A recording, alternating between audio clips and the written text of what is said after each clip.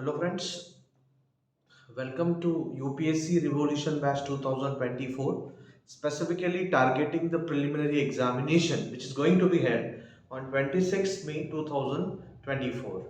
तो ये preliminary batch के लिए राइट आज का लेक्चर 2 है, इस सीरीज का दूसरा सेशन है राइट। पहला सेशन हमने बिल्कुल इंट्रोडक्टरी सेशन जो था वो हमने कंडक्ट किया। अभी हम सेकेंड सेशन में आ रहे हैं जो लेक्चर 2 है इस सीरीज का, जिसमें हम अभी सब्जेक्ट वाइज जो है डिस्कशन शुरू करेंगे। ये पूरी तरीके से प्रीलिम्स ओरिएंटेड बैच है, इसलिए प्रीलिम्स ओरिएंटेड टॉपिक्स जो है और अप्रोच जो है ये पूरी तरीके से प्रीलिम्स ओरिएंटेड होगा। और इसमें जो सब्जेक्ट है राइट आज हम शुरू करेंगे दैट इज ज्योग्राफी।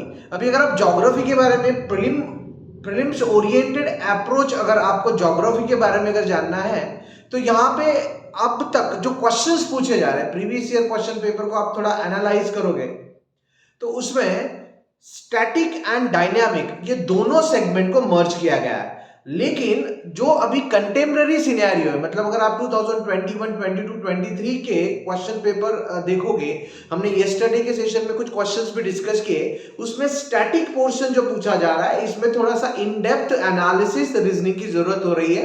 इसीलिए हमें थोड़ा अप्रोच में चेंज करना है अभी, क्योंकि हमें इस स्टैटिक और कॉन्सेप्चुअल अंडरस्टैंडिंग को और अच्छी तरीके से फैमिलियर होना जरूरी है। तो अभी हम स्टार्ट करते हैं Geography, the most important subject with respect to UPSC preparation, because the UPSC have given the substantial weightage for the geography subject. तो वहां पे पहला जो टॉपिक मैंने यहाँ पे मेंशन किया है जियोमॉर्फोलॉजी। अभी जियोमॉर्फोलॉजी मतलब क्या? पहली बात तो geography is what? Geography is nothing but the inter relationship between the man and nature, and in that two segments which are very important with respect to exam, that is world geography and Indian geography. And in the world geography the UPSC have specifically focused even in the mains GS paper 1 या prelims की GS paper 1 में, that is the world physical geography. अभी world physical geography में क्या पढ़ना है आपको? The physiography of the अर्थ। तो इसमें जो 3 डिफरेंट सेगमेंट है right in the world physical geography, उसमें 3 सेगमेंट में सबसे पहला आता है जियोमॉर्फोलॉजी। अभी जियोमॉर्फोलॉजी मतलब क्या? As a name indicate, geomorphology, geo means what? Earth, morpho means structure. When you study the structure of the earth in a solid form, it is called as geomorphology. So everything which is present on the surface of the earth and even inside the earth, right, which is in a solid form, everything would be the part of geomorphology. Right? इसके examples जैसे the different land masses which are located on the surface of the earth, like continents, right? The mountains, right? The formation process of the mountains, because mountains are also considered as a solid forms, right? So these are the things which are present on the surface of the earth. Even inside the earth, like rocks, minerals, right? They are also the part of geomorphology.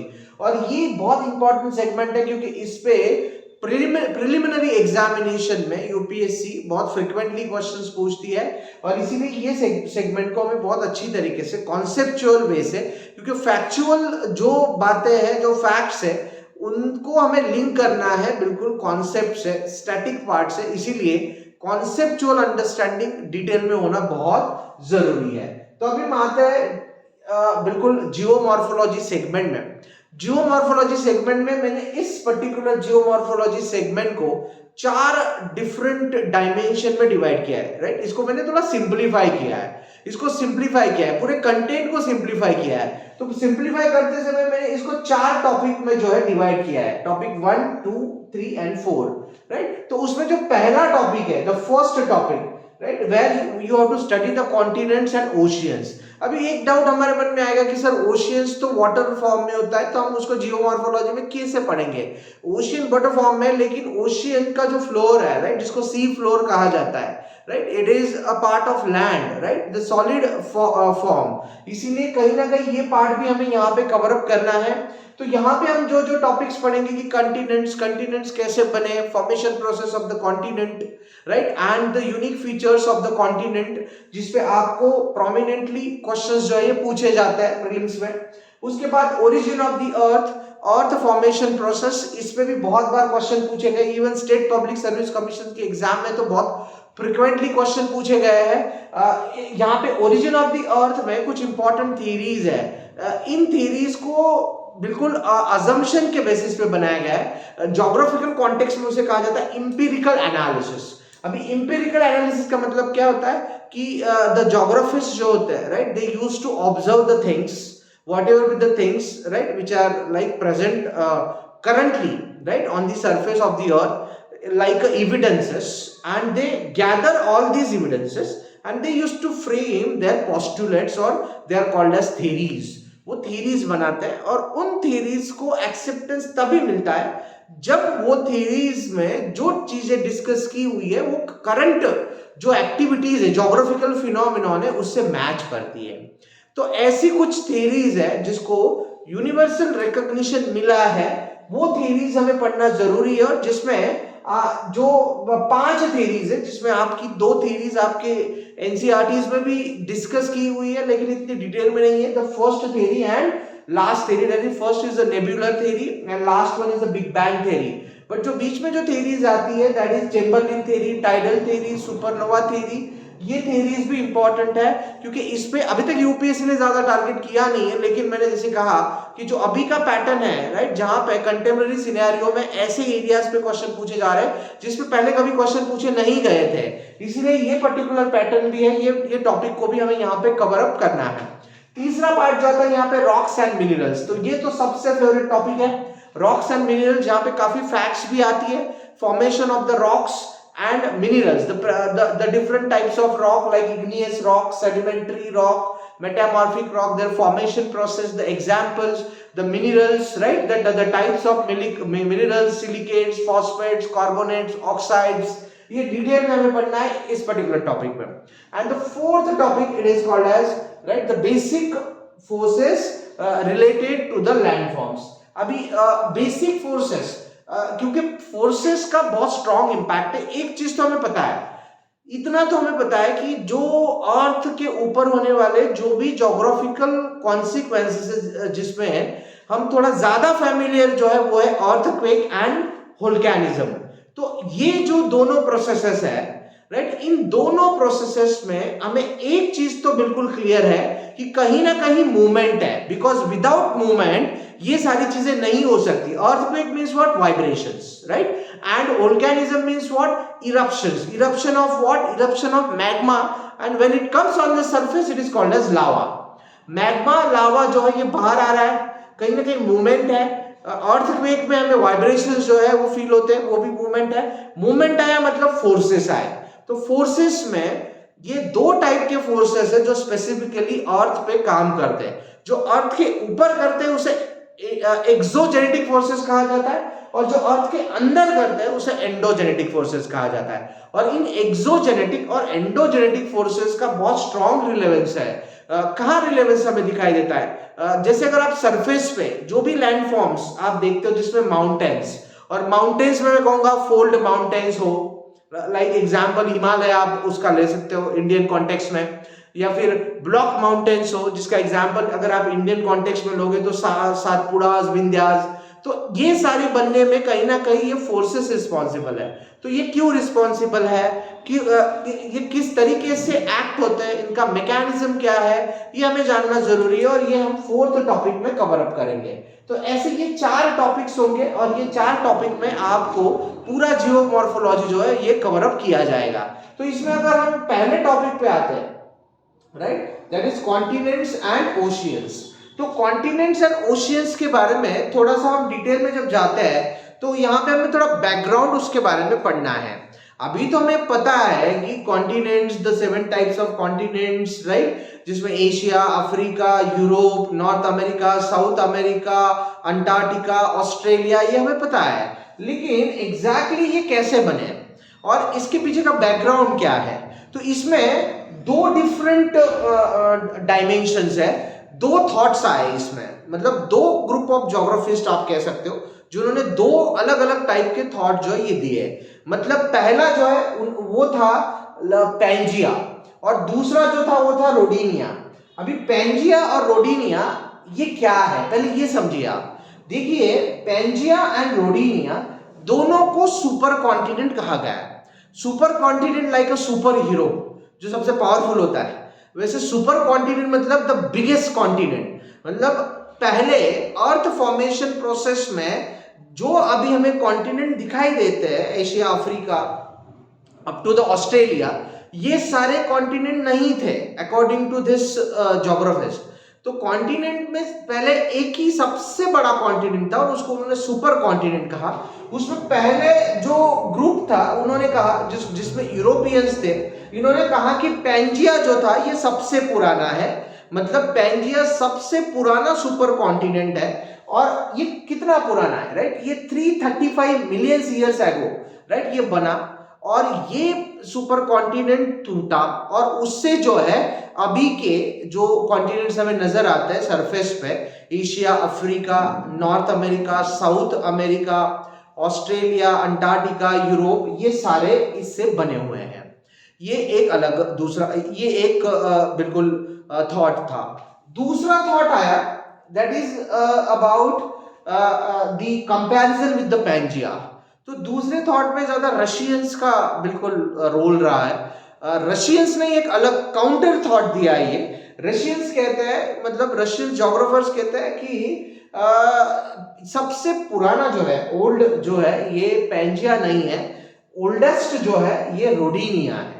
Rodinia जो 750 million years ago पहले बना है। ये Rodinia टूटा, right, ये टूटने के बाद जो उसके दो पीसेस हुए ये अगेन फ्यूज हुए और ये फ्यूज होने के बाद पेंजिया बना। मतलब कहीं ना कहीं according to the Russians, right, the rodinia, right, it is the oldest one, and according to the Europeans the Pangaea, it is the oldest one. तो हमारे टेक्स्ट बुक्स में ज्यादा से ज्यादा पेंजिया से ही मेंशन किया हुआ है, रोडिनिया का ज्यादा रेफरेंस नहीं है। लेकिन हमें पता है कि अगर आप थोड़ा इन सारी चीजों को एनालाइज करोगे तो आपको इसके रीजन समझ में आता है कि क्यों रोडिनिया, पेंजिया और रोडिनिया से दो थॉट क्यों आए। क्योंकि एक चीज तो हमें पता है कि अगर आप इसको थोड़ा सा हिस्ट्री से लिंक करते हो और आप थोड़ा वर्ल्ड हिस्ट्री में जाते हो तो हमें एक चीज पता है कि वो कोल्ड वॉर, मतलब सेकेंड वर्ल्ड वॉर जब खत्म हुआ 1945 में, उसके बाद the world it was divided into the two blocks. एक ब्लॉक था जिसमें United state of America lead कर रहा था, यूएसए, और दूसरे ब्लॉक को सोवियत यूनियन लीड कर रहा था। ये इसीलिए जो वर्ड था इसको बाइपोलर कहा गया, राइट, पॉलिटिकल कॉन्टेक्स्ट में। तो दो बिल्कुल ब्लॉक थे और दोनों एक दूसरे के साथ फाइट कर रहे थे। क्यों? To become the super power. और इस कोल्ड वॉर, जो ये कोल्ड वॉर चला और ये 1990s में खत्म हुआ। क्यों? क्योंकि सोवियत यूनियन जो है ये टूट गया। Soviet Union get broken down and there was a formation of the 15 countries, और जिसमें आज रशिया है और इवन यूक्रेन भी है जो एक दूसरे से फाइट कर रहे हैं। तो मेन चीज क्या है कि ये दोनों राइवल्स थे और इसलिए कहीं ना कहीं जो दूसरा थॉट है रशियंस का आया और उन्होंने रोडिनिया को जो है ओल्डेस्ट कहा कुछ एविडेंसेस के बेसिस पे।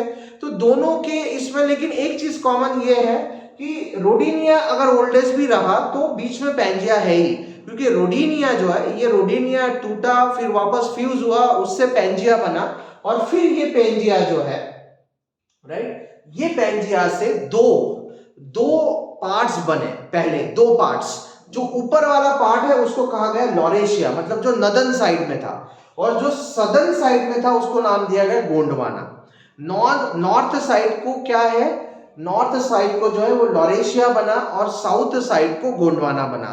देखिए इसको थोड़ा सा है ना विजुअलाइज कीजिए, ये चीजें जो है आपको जैसे आप विजुअलाइज करोगे, क्योंकि ये सारी चीजें हो चुकी है और हमें इसको बिल्कुल विजुअलाइज करके अंडरस्टैंड करना है। तो अगर मैं इसको विजुअलाइज करता हूं तो सिंपल वे से अगर मैं ऐसे एक डायग्राम ड्रॉ करता हूं इस अर्थ की, earth is a globe geoid shape, और उसमें अगर मुझे इन दोनों को बिल्कुल दिखाना है तो मैं क्या करूंगा, यहां से अगर मैं इक्वेटर को जस्ट ड्रॉ करता हूं तो इसके ऊपर वाला जो हिस्सा है नदन साइड वाला, तो यहाँ पे क्या बना, यहाँ पे बना है व्हाट, लॉरेशिया, और जो सदर्न साइड है यहाँ पे बना गोंडवाना।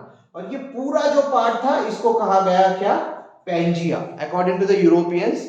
और अगर आप रशियंस से जाओगे तो रोडिनिया, रोडिनिया टूटा, फिर फ्यूज हुआ और फिर पेंजिया बना। मतलब पेंजिया सुपर कॉन्टिनेंट वो टूटा, वो टूटने के बाद डायरेक्टली 7 कॉन्टिनेंट्स नहीं बने जो अभी है, बीच में एक फेज आया और जिसमें लॉरेशिया एंड गोंडवाना, ये दो कॉन्टिनेंट्स बने। तो लॉरेशिया जो था, लॉरेशिया बाद में डिवाइड हुआ और लॉरेशिया से फिर दो जो कॉन्टिनेंट्स हमें अभी नजर आते हैं जिसमें नॉर्थ अमेरिका, यूरोप, एशिया, ये कॉन्टिनेंट उसमें से डेवलप हुए। और गोंडवाना के बारे में अगर आप देखोगे तो गोंडवाना से बने Africa, right, south America, Australia, Antarctica, even India जो है, क्योंकि इंडिया एशिया का पार्ट इसीलिए नहीं दिखाया गया क्योंकि इंडिया का प्लेट इंडो ऑस्ट्रल प्लेट, ये हम थोड़ा सा प्लेट टेक्टोनिज्म में पूरे डिटेल में जाएंगे। लेकिन इंडिया जो है बिल्कुल गोंडवाना का पार्ट था और एक्चुअली नाम भी वही से डिराइव हुआ है। थोड़ा सा अगर आप ऐसे क्वेश्चंस आता है, अभी Gondwana, Gond is a tribe which is present in the India, इसलिए उसको गोंडवाना नाम जो है वो दिया गया है। ये नाम कहीं ना कहीं इंडियन ओरिजिन से लिंक करता है और इसलिए आप बहुत जो इंडियन इंफ्रास्ट्रक्चर है वहां पे भी कई जगह ये नाम यूज होता है, जैसे इंडियन रेलवेज को भी नाम दिया जाता है गोंडवाना एक्सप्रेस। तो ये कहीं ना कहीं इंटरलिंक है। तो गोंडवाना जो है ये दूसरा सदर्न साइड में बना हुआ, ये पेंजिया से टूटा हुआ दूसरा हिस्सा था।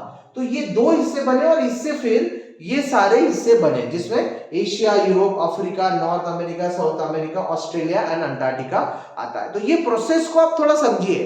तो ये प्रोसेस में जो प्रोसेस बनी शुरू हुई, ये रोडिनिया से हुई, फिर रोडिनिया से पेंजिया, पेंजिया से फिर लॉरेशिया, गोंडवाना और उससे फिर Asia, Africa, Europe, North America, South America, Australia and Antarctica.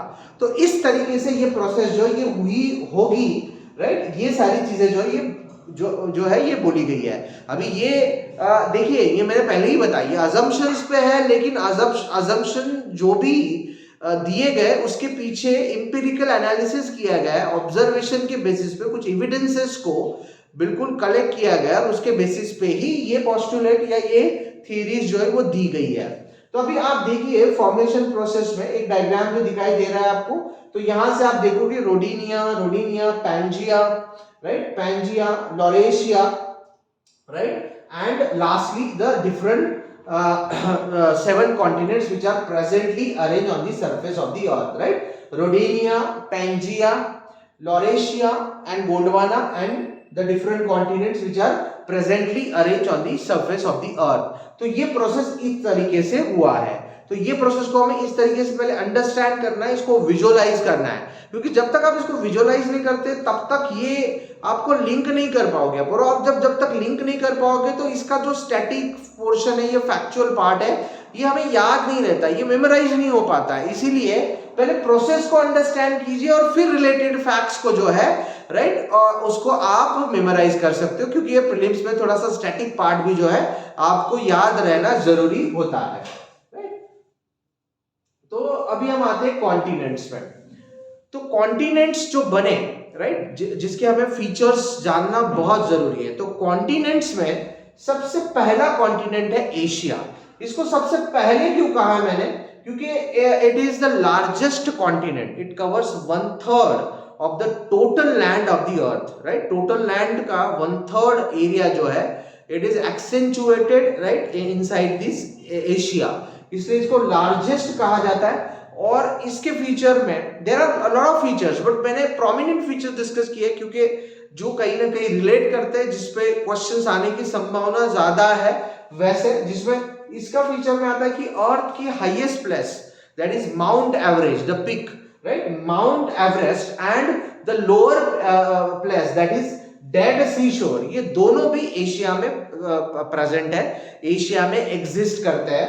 And Asia का तीसरा सबसे इंपॉर्टेंट पार्ट मैं कहूंगा ट्रॉपिकल एंड सब ट्रॉपिकल क्लाइमेट, क्योंकि क्लाइमेटिक कंडीशंस हम क्लाइमेटोलॉजी सेक्शन में डिटेल में पढ़ने वाले हैं। लेकिन अगर आप एशिया को देखोगे तो एशिया बिल्कुल ट्रॉपिकल सब ट्रॉपिकल में क्यों आता है, क्योंकि इक्वेटर से ट्रॉपिक ऑफ कैंसर और इक्वेटर से ट्रॉपिक ऑफ कैप्रिकॉर्न, ये जो सेंटर का एरिया होता है इसे ट्रॉपिकल एरिया कहा जाता है। और जो बिल्कुल Tropic of Cancer, Tropic of Capricorn के आसपास आता है उसको सब ट्रॉपिकल रीजन कहा जाता है। तो ये ट्रॉपिकल सब ट्रॉपिकल रीजन जो होता है ये बहुत हॉट होता है, क्योंकि sun rays are perpendicular, right, on this particular region, इसलिए इसको टॉरिड जोन भी कहा गया है। मतलब it is a zone which is present exactly at the centre of the earth, इसीलिए इस जोन को, right, this particular zone it is also called as torrid zone because the sun rays are exactly perpendicular to this region. ये region के बारे में मैं बात कर रहा हूं। जो सेंटर लाइन मैंने बताई वो इक्वेटर है, और ऊपर की जो दो ग्रीन लैटिट्यूड मैंने दिखाई वो है Tropic of Cancer and Tropic of Capricorn. Just for the visualisation I am just रफली ड्राइंग दिस पर्टिकुलर डायग्राम। तो ये जो पर्टिकुलर एरिया है इसमें एशिया आता है, और इसीलिए एशिया का जो क्लाइमेट है हॉट है, राइट। हॉट होने के कारण टेम्परेचर ज्यादा होता है। इक्वेटोरियल क्लाइमेट जो है, राइट, बहुत ह्यूमिड एंड हॉट क्लाइमेट कहा जाता है, और इसके वजह से यहाँ का जो वेजिटेशन है, यहाँ का फ्लोरा एंड फोना जो है, ये पैटर्न बहुत अलग है। तो ये हम डिटेल में पढ़ेंगे आगे जाके, लेकिन यहाँ पे ये सारी चीजें हमें पहले जानना जरूरी है। वही चीज मैंने बताई कि बेसिक जो बात है ये पहले आपको आनी चाहिए, तभी आप इनको इलैबोरेट कर सकते हो, आप इसको एक्सपांड कर सकते हो। दूसरा जो कॉन्टिनेंट है अफ्रीका। अभी अफ्रीका के बारे में देखोगे तो second largest as per the area after Asia. And the second point जो इंपॉर्टेंट है, all three major latitude passes from Africa. अभी तीन मेजर लैटिट्यूड जो मैंने पहले एक डायग्राम यहाँ पे ड्रॉ की थी, शायद आपने वो डायग्राम देखी होगी, राइट। एक डायग्राम मैंने ड्रॉ की, राइट, उस डायग्राम में लाइक दिस, ये ऐसी डायग्राम जहां पे मैंने अर्थ को ड्रॉ किया रफली, और यहाँ सेंटर में जो है दैट इज इक्वेटर, इसको मेजर लैटिट्यूड कहा जाता है, राइट। और इसके ऊपर, राइट, जो मैं येलो कलर में दिखा रहा हूँ, नॉर्थ हेमिस्फीयर में है Tropic of Cancer, and southern hemisphere में मैं दिखा रहा हूँ जो थोड़ा ब्लू शेड में, that is Tropic of Capricorn. तो ये तीनों को मेजर लैटिट्यूड कहा जाता है, राइट। और इसका अगर आप एंगल देखोगे तो एंगल पॉइंट आउट कैसे किया गया है, एंगल में ये 0 डिग्री है, क्योंकि अर्थ को ये एग्जैक्टली डिवाइड कर रहा है, ग्लोब है 360 डिग्री, राइट। तो इसमें यहां से आधा हिस्सा नदर्न हेमिस्फीयर, नीचे का हिस्सा southern hemisphere, northern hemisphere 180, southern hemisphere 180। तो यहां से ऊपर जाओगे तो एंगल बढ़ते जाएगा। तो ट्रॉपिक ऑफ, अगर आप कैंसर पे जाते हो तो वो पाया जाता है 23.5 नॉर्थ, राइट, एंड साउथ में 23.5 साउथ। तो ये वाला जो लैटिट्यूड है इसको ट्रॉपिक ऑफ कैप्रिकॉर्न कहा जाता है। तो ये तीनों लैटिट्यूड को मेजर लैटिट्यूड कहा गया है, और ये तीनों मेजर लैटिट्यूड जो है अफ्रीका में से पास होते हैं। ये इसका यूनिक फीचर है। तो इससे आप थोड़ा सा चीजों को, बिल्कुल मैंने कल बताया कि वाई हाउ, तो आप थोड़ा रीजनिंग में जा सकते हो कि जहां इक्वेटर होगा, ट्रॉपिक ऑफ कैंसर होगा, ट्रॉपिक ऑफ कैप्रिकॉर्न होगा, तो कहीं ना कहीं ये एरिया सेंटर में है, तो कहीं ना कहीं यहाँ पे भी आपको कहीं ना कहीं इक्वेटोरियल क्लाइमेट दिखाई देगा, हॉट ह्यूमिड कंडीशंस यहाँ पे दिखाई देगी, और सेम अफ्रीका में ये पाई जाती है। इसीलिए वर्ल्ड्स जो हॉटेस्ट डेजर्ट जो है that is the Sahara desert, ये भी यहीं पे पाया जाता है, राइट। और ये सबसे इंपॉर्टेंट पार्ट है। देखिए, world's hottest desert and world's largest desert is the Antarctica. ये कोल्ड डेजर्ट है, लेकिन एरिया वाइज सबसे बड़ा है, पूरा कॉन्टिनेंट ही है। लेकिन हॉटेस्ट डेजर्ट में सहारा डेजर्ट को जो है एक कैटेगराइज किया गया है, जो यहाँ पे पाया जाता है। और वर्ल्ड्स लॉन्गेस्ट रिवर जिसको कहा जाता है Nile river, that also flows from the Africa. तो इसीलिए Africa has a unique biodiversity, हमें पता है, right. And the vegetation pattern of the Africa and flora fauna, इस पे भी बहुत प्रोमिनेंट क्वेश्चंस पूछे जाते हैं जब आप वर्ल्ड क्लाइमेट पढ़ते हो। क्लाइमेटोलॉजी सेक्शन में हम ये सारी चीजें डिस्कस करेंगे।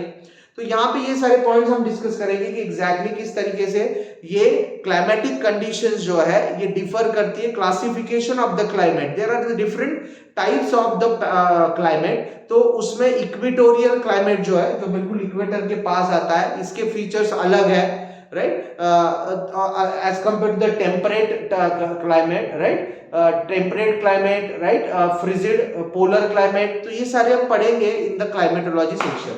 तो यहाँ पे हमें ये सारी चीजें समझ में आ रही है कि अफ्रीका का मेजर पार्ट जो है ये सेंटर में ही है, इसीलिए क्लाइमेटिक कंडीशंस आप थोड़ा बिल्कुल रीजन आउट कर सकते हो।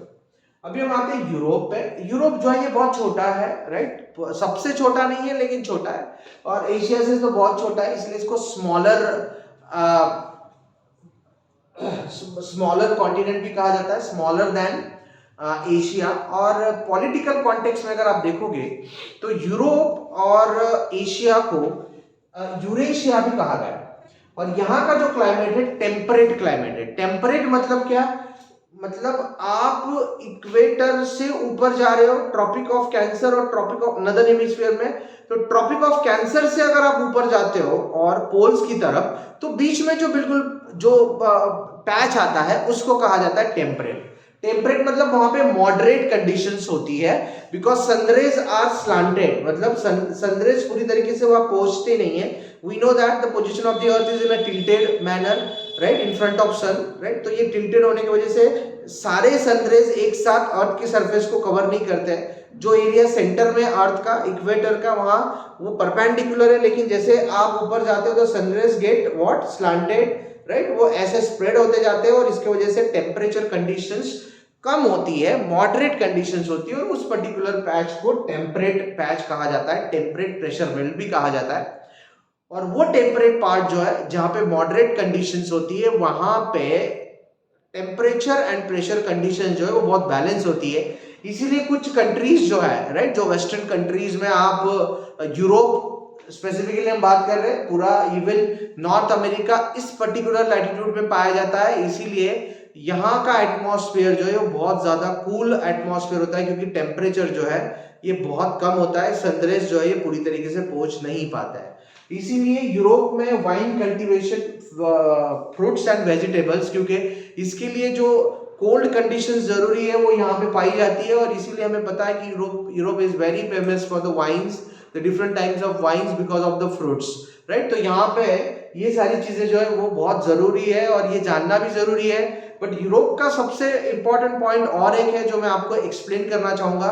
यूरोप में लैंड बहुत कम है, इसीलिए यूरोप में एग्रीकल्चरल एक्टिविटीज करने के लिए लैंड कम होने की वजह से डिफरेंट टेक्निक यूज की जाती है, जैसे ट्रक फार्मिंग, राइट। ये भी एक टेक्निक है, ट्रक फार्मिंग, मतलब ट्रक में जो है बिल्कुल सॉइल को बिल्कुल स्प्रेड किया जाता है और वहां पे जो है ये वेजिटेबल्स, फ्रूट्स को जो है बिल्कुल कल्टीवेट किया जाता है, और वो ट्रक जैसे घूमती है उसके साथ ये सारी चीजें जो है यहाँ से वहां जाती है, राइट। सिर्फ वहां पे ऐसे प्रोटेस्ट नहीं होना चाहिए जैसे इंडिया में हो जाता है due to some laws, right. तो जो प्रोटेस्ट हो गया तो सब ट्रांसपोर्टेशन भी रुक जाता है, तो वैसे अगर नहीं होगा तो वहां पे वो कंसिस्टेंटली जो है ये सारी चीजें जो है ये हर जगह पे स्प्रेड होती रहती है, right, the part of globe. तो that is about what the Europe.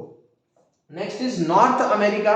अगर आप नॉर्थ अमेरिका के बारे में देखोगे तो नॉर्थ अमेरिका को थर्ड लार्जेस्ट कहा जाता है इन टर्म्स ऑफ एरिया, और नॉर्थ अमेरिका भी टेम्परेट लैटिट्यूड में ही आता है, और नॉर्थ अमेरिका में भी टेम्परेचर कंडीशंस जो है वो बहुत ज्यादा कूल कंडीशंस होती है, कोल्ड एटमॉस्फेयर भी जो है वो ज्यादा पैमाने में पाया जाता है। The countries like Canada, USA, Mexico, they lies in this North America region. और यहाँ का सबसे प्रोमिनेंट फीचर यह है कि major mountain, right, that is Rockies, they passes from Canada to USA.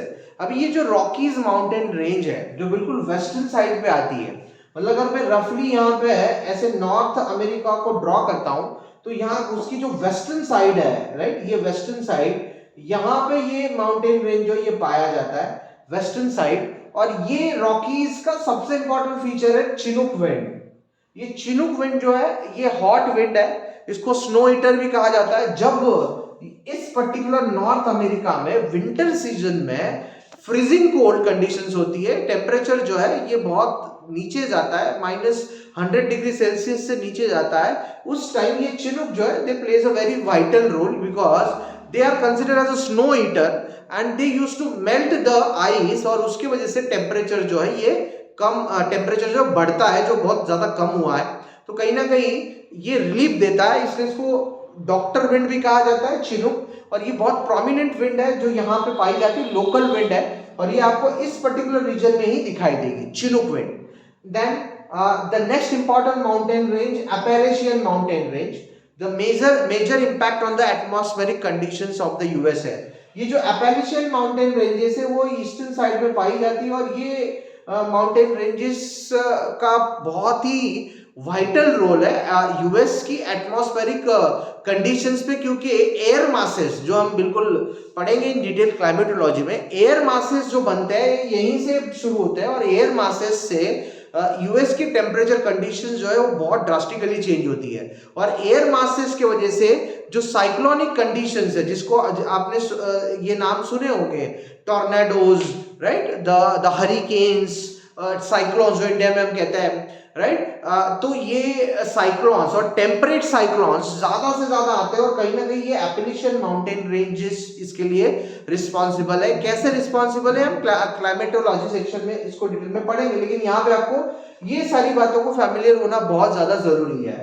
आगे हम आते हैं साउथ अमेरिका पे। साउथ अमेरिका नॉर्थ से कनेक्टेड है, राइट, और ये नॉर्थ से कनेक्टेड है by the small line, right, इसे कहा जाता है isthmus of Panama. Isthmus of Panama. Isthmus means what? Small stretch of land which connects the two bigger land.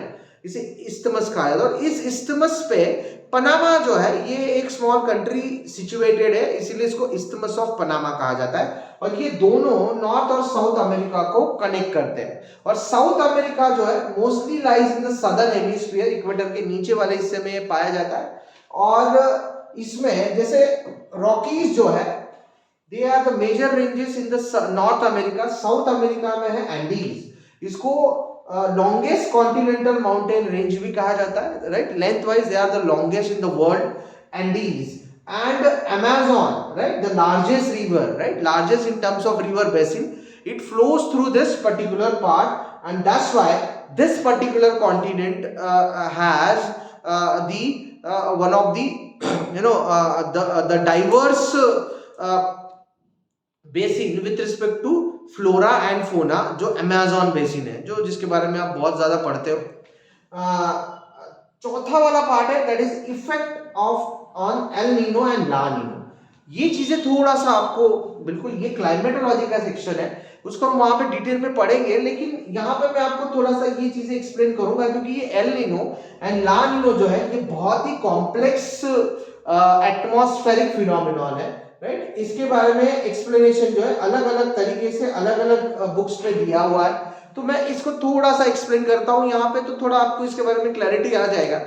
तो एल नीनो मतलब क्या? एल नीनो मतलब जब जब ईस्ट पैसिफिक ओशियन में वार्म कंडीशंस डेवलप होती है, मतलब अगर मैं ये साउथ अमेरिका को ड्रॉ कर रहा हूं लाइक दिस, और साउथ अमेरिका की जो ईस्ट पैसिफिक ओशियन है यहां पे अगर वार्म कंडीशंस डेवलप होती है, वार्म कंडीशंस मतलब क्या कि इस पैसिफिक ओशियन में जो वार्म करंट्स आती है, cold current replace by the warm currents.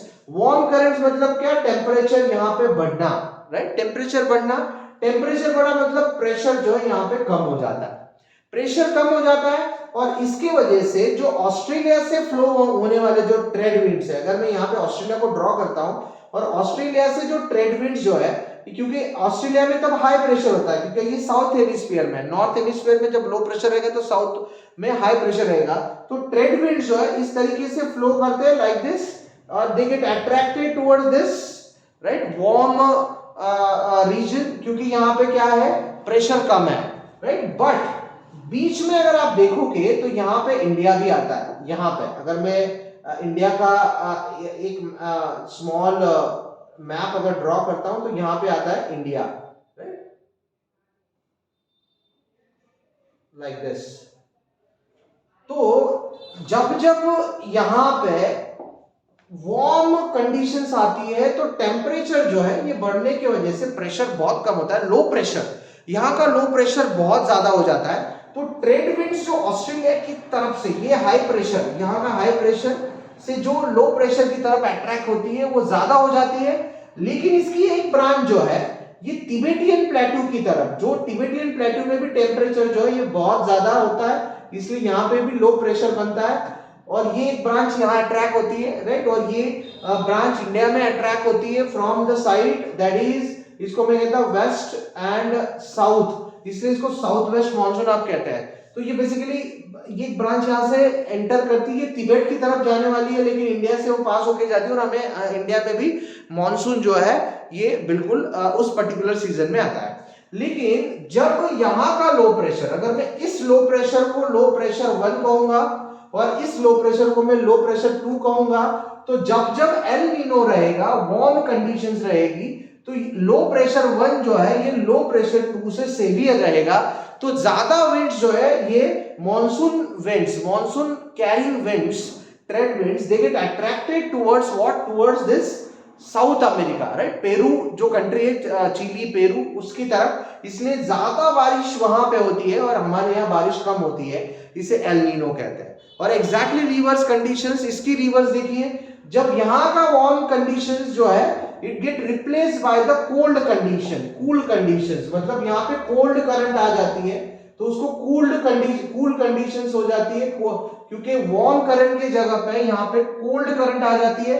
तो कूल कंडीशन मतलब अगर आप टेम्परेचर देखोगे तो क्या होगा, टेम्परेचर जो है ये कम हो गया, टेम्परेचर कम हो गया मतलब प्रेशर बढ़ गया, मतलब यहाँ का जो लो प्रेशर 1 है ये लो प्रेशर ही रहेगा, लेकिन लो प्रेशर जो है इसकी सीवियरिटी जो है ये कंपैरेटिवली कम हो जाती है, और एग्जैक्ट रिवर्स यहाँ पे होगा, यहाँ का लो प्रेशर 2 जो है वो ज्यादा सीवियर हो जाता है और ज्यादा विंड जो है तब ये तिबेट की तरफ अट्रैक्ट होने लगते हैं। इस सिचुएशन को ला नीनो कहते हैं। तो जब एल नीनो आता